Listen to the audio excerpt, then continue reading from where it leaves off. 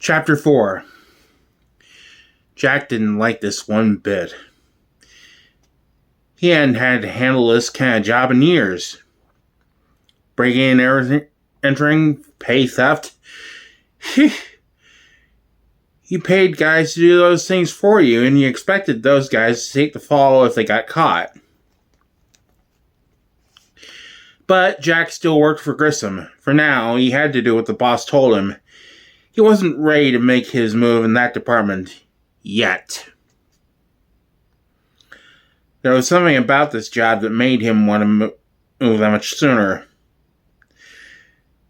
The break-in had gone fine so far. His boys had driven up in their unmarked vans and taken out the guards without any trouble at all. They had dismantled the burglar alarms in a matter of seconds. The safe was exactly where Grissom had said it would be. And the guy with the blowtorch would have to open it in a minute or less. So why was Jack so uneasy? Part of that was simple to answer. Even though he had always had a way with chemistry, Jack had never liked fumes. But now, even with his silk handkerchief over his nose and mouth, he could still feel the noxious gases in this place seeping into his lungs. But there was something else wrong here. Something that didn't quite fit. Jack had had that funny feeling ever since he'd been in Grissom's office and turned over a joker instead of a Jack. The safecracker flicked off his torch. He reached out with an asbestos glove and opened the door. Empty, he announced. Crap, Jack thought. He'd known it. And that's when the alarms went off. We've been right out here, boys, Jack yelled to his cronies. Let's get out of this mess. He led the way out of the office, an office 2 stories above the refinery floor. This whole deal got worse the more he thought about it. They were seeing ducks up here, and Jack had the feeling there'd be enough guns waiting down below for a shooting gallery. Freeze! Someone yelled from the floor of the refinery. Jack glanced down. It was a cop, of course, one of a dozen or so cops Jack could see. Just like there were bound to be more cops outside the building and around the vans.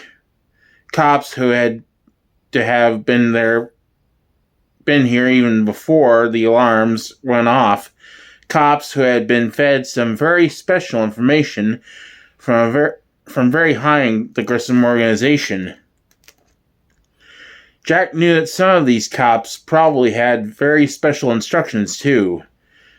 He knew all too well how Grissom operated. After all, how many times had Jack personally carried out the boss's instructions?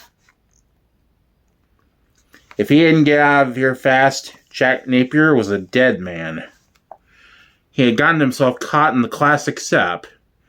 When Grissom wanted to get rid of you, he made sure it was done right. A couple of Jack's gunmen shot down at the cops. The cops jumped for cover, but a second later they opened up as well, bullets from a dozen guns spraying among the ceiling pipes. Half the guys ducked back into the office. But that was suicide. There was no other way out from there. The only escape was across the catwalks. Jack yelled for the others to follow him, and then he ran. Bullets flew past him and banged themselves, and the pipes cluttered all around. Fluids burst forth from dozens of new holes. Liquids in every unnatural shade of green and red and purple and brown rained down across the catwalks. Who knew what that stuff was or what it could do to you? Jack ran through the poisonous downpour, careful not to slip on the wet metal underneath his feet. He'll just have to hope they could wash the chemicals off before they did any permanent damage. There was a great clang as a bullet ricocheted off a metal railing inches from his head. That is, Jack reflected, if something else didn't damage him first. He'd get to the bottom of this, even if he had to shoot Eckhart personally. Commissioner Gordon nodded to one of his men. He'd brought 50 along, all handpicked to make sure this job was done right. His lieutenant punched the button. Luck was with them. The electricity was still working. The huge corrugated steel door rose with a metallic groan to show the loading dock of the Axis Chemical Company. There were policemen on the other side of that door. Officers looked around in confusion at the new opening. Eckhart was in the middle of the cops.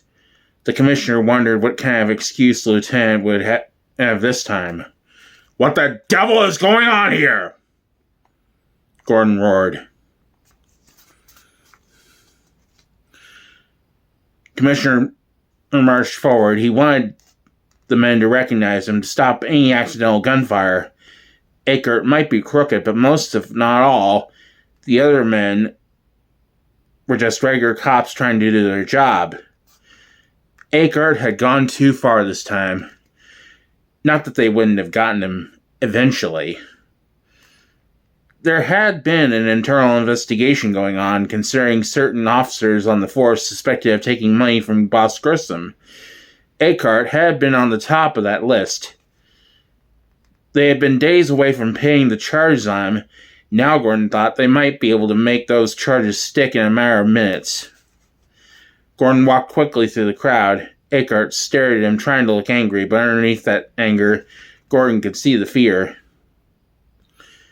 The commissioner wished he knew exactly what Eckhart was up to. According to their informer, Napier was being set up. For some reason, Grissom must want Napier put out of the way, and was using Eckhart and the Gotham City police force to do it. Whatever the reason was, it made Napier all that much more valuable to Gordon and the DA's case against Grissom and his associates. Lieutenant Eckhart yelled as the commissioner approached. "Cripes! What are you trying to do? Blow the collar?" But Gordon had had enough of Eckhart. "I am in charge here, not Carl Grissom."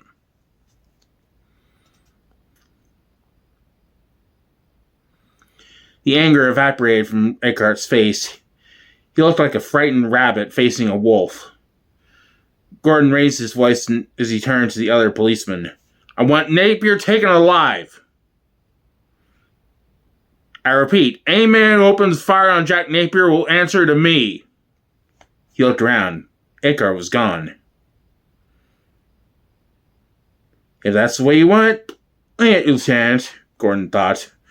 One way or another, Eckhart was going to pay for this. Dent and Borg were going to get their new Gotham City one way or another. The commissioner drew his gun and walked into the plant. "Jack, be nimble. Jack, be quick." Napier almost laughed as the nursery rhyme rattled through his head.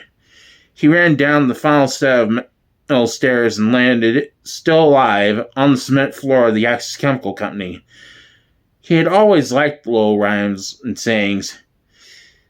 That's why he had those special words he always liked to use when he killed people. You ever danced with someone yelled from across the room? They had spotted him again. "You're not out of this one yet, Jack boy." Napier looked around. Time for a little diversion. He had to run a little bit further before he could jump over the candlestick. Danced with the devil. There were lots of diversions in a chemical factory, some of them quite deadly. Jack threw a switch here, twisted it out there, running all the time. The huge machines explode with sound. Jack couldn't hear his running feet anymore. He couldn't even hear the bullets following him. Everything was drowned beneath the automated thunder. Devil by the pail. Jack turned a corner and hesitated only long enough to throw another switch or two, or three. The floor was shaking with noise now.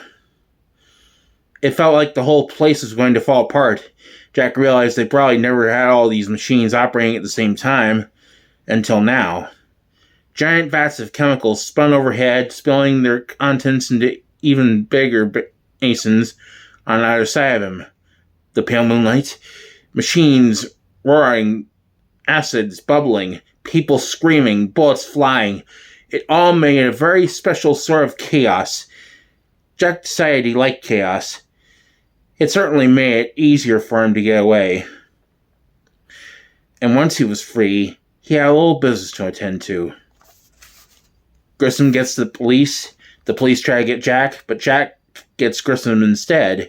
Napier grinned at how tight a package all made. It was all a little game. You ever danced with the devil by the pale moonlight?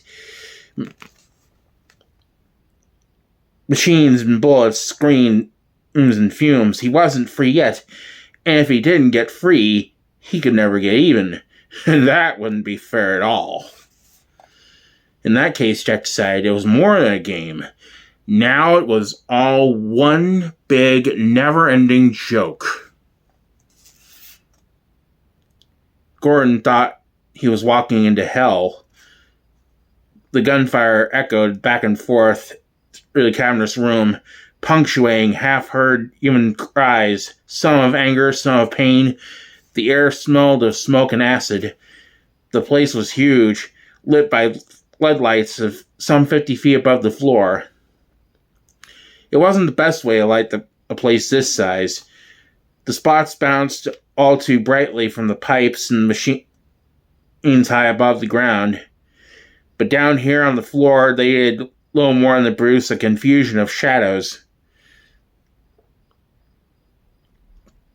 Axis Chemical probably thought they were giving enough illumination for their night watchmen.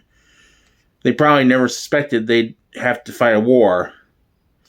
Someone screamed on a catwalk far overhead. Gordon saw a figure slump back against the railing, a gun falling with a clang from unresisting fingers. There were others up on the catwalk. Gordon could see two others silhouetted in the spots, running from their dead companion. He couldn't see who was firing from the floor. He assumed it had to be some of his men.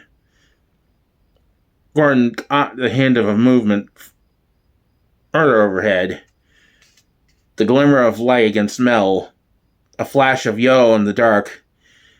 There was an audible clang as a pair of boots hit the metal catwalk. Someone else was up there now, lost in the shadows between the lights. The two gunmen must have seen the newcomer more clearly than Gordon could. They didn't consider him a friend. One of the hoods ran back the other way, the other pointed his gun at the newcomer. But the newcomer was moving too, lifting a weapon. Shooting, but not a bullet. Gordon could have sworn it was some kind of short spear. As it hooked into the gunman's jacket, spinning him around. The hood lost his balance, dropped his gun as he grabbed for the railing, but was slipping too fast. He screamed as he fell from the catwalk and stopped. 30 feet in the air, the hook in his jacket attached to a rope that went back up to the catwalk, and a man who had stepped out into the light. "Oh my God," Gordon whispered. He could see the new figure clearly now. It was a man dressed as a bat.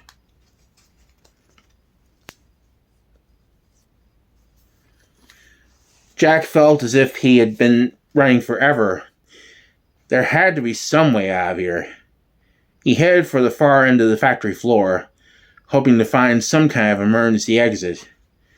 A motor started up in front of him, from a switch he hadn't thrown. A huge steel door started to rise not 20 feet away. Jack stopped. Maybe this was his ticket out of here. He gave up that idea before the door had reached his waist. It was the 20 pairs of legs he saw on the other side that dissuaded him. 20 pairs all dressed in police blue. He heard gunfire on the floor behind him. Where could he go now? He heard the police shouting to each other on the other side of the door. Jack decided to take the stairs. If he couldn't find a door, maybe he could find a window. But those cops behind him were awfully close. Then Jack spotted a fire axe. Maybe it was time for another diversion. There was that skull and crossbones by the stairs, the one that on that rusted steel tank that bore the words, "Danger, highly toxic." Yes, Jack thought, this would do quite nicely. He swung the axe, with every ounce of adrenaline pumped strength in him. The blade cut neatly into the tank's largest patch of rust. And when he yanked the axe free, toxic waste burst forth to flood the floor. The cops fled, running into each other in their haste to escape. Mission accomplished. Jack threw his weapon to the ground, staring with fascination for a moment at the bubbles that formed as the vicious fluids ate away the axe handle. He climbed the stairs, hidden from the shooting by two more of the great mill tanks. There was another sound here, besides the guns and the machines, a great whooshing sound, the noise of rushing water. Jack realized he must be near the sluice gates, the place where Axis Chemical dumped those fine byproducts that made Gotham's East River what it is today. He looked toward the noise and saw an open window. The stairs and this end of the catwalk were in shadow, but to reach that window, he'd have to pass beneath two spotlights. A real moving target. Jack couldn't see either way. If this was all a joke, it was time to get to the punchline. He ran. And he was at the window. Not a single shot was fired. All of Jack's diversions must have worked. He had only to climb the railing, and then somebody grabbed him. Black-clad arms snaked around Jack's ribcage, reaching for his neck. The jerk was trying to get him in some sort of gosh-darned wrestling hold. Jeepers! Jack yelled as he tried to break free. Who was this guy? Hold it! He yelled a voice down on the floor. What now? Jack despaired. He had almost gotten out of here. They looked down and saw the speaker was his old friend Bob, with his gun pointed neatly at the police commissioner. Good old Bob. Let him go or I'll do Gordon, Bob announced. Good old Bob always had a way with words. Jack saw Eckhart down below. Of course, who else could Grissom get to do his dirty work? Well, once Jack got out of this, he and Fat Boy had a little business. Jack felt the wrestling hold disappear. He stood again and straightened his coat. Then ran a hand through his hair.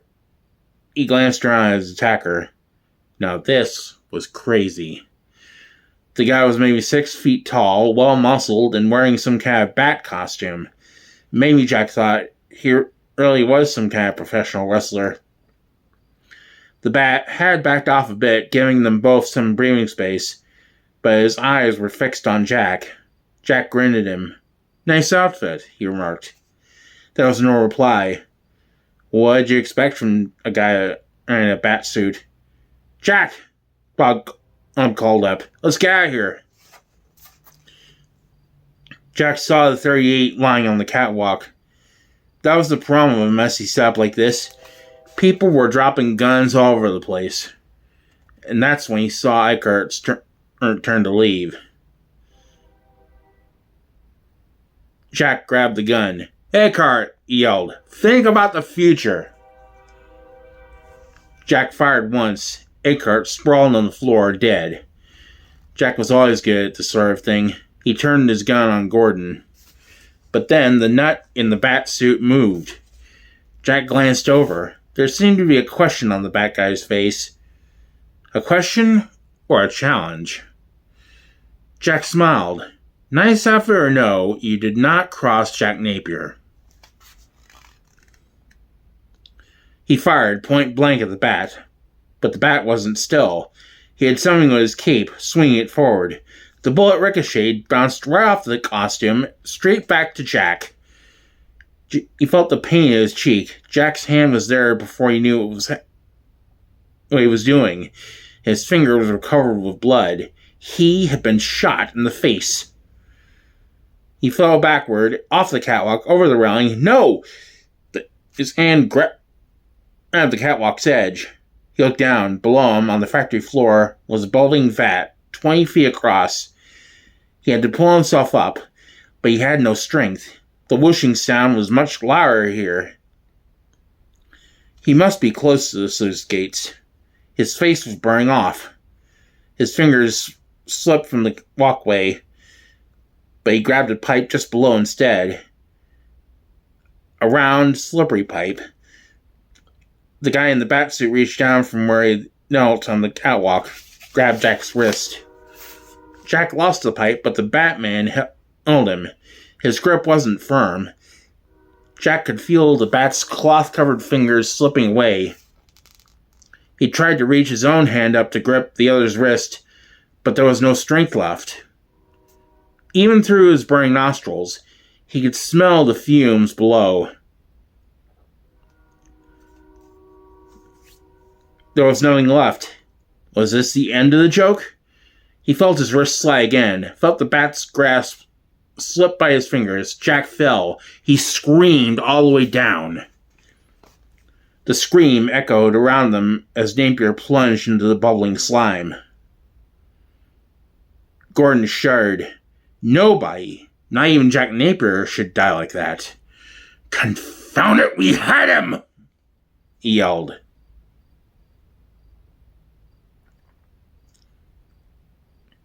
But his men weren't quite so emotional. With Napier gone, they had trained their guns on the Batman. A pair of police officers had worked their way to either end of the catwalk. They had him trapped. Well, Gordon thought, they'd have something to show for their night's work. "Hold it right there," he ordered. The Batman raised his hands. The officers approached him from either side. The Bat flicked something at a nearby wall. The room exploded with light, like an indoor fireworks display.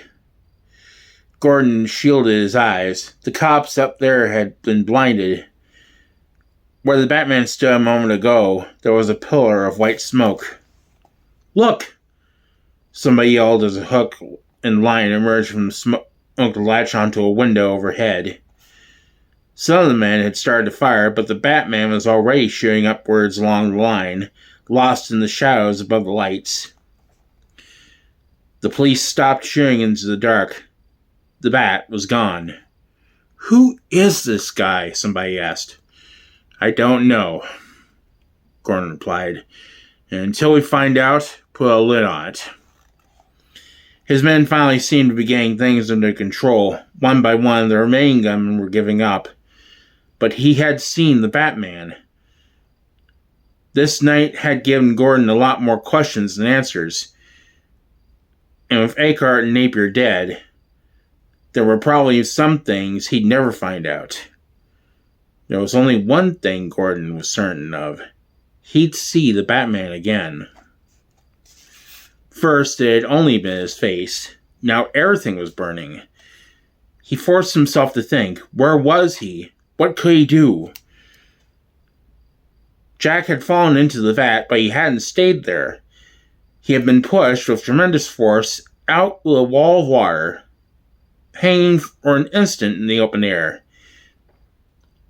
He had gone out the sluice gate and fallen 40 feet into the East River, the river that still threatened to drown him if he didn't burn up first. There was something in his hand, something small and hard with corners. Jack opened his eyes in the moonlight. Even with the water in his face, even through the pain, he could see, somehow, they had grabbed his lucky deck. The ace of spades slipped away in the current. The bullet hole cleared through the black center. Then another ace, a 9, a deuce, and all 4 jacks, card after card, carried away by the torrent. He gasped for breath as he felt the last of his lucky deck slip from his hand. The last card was a joker.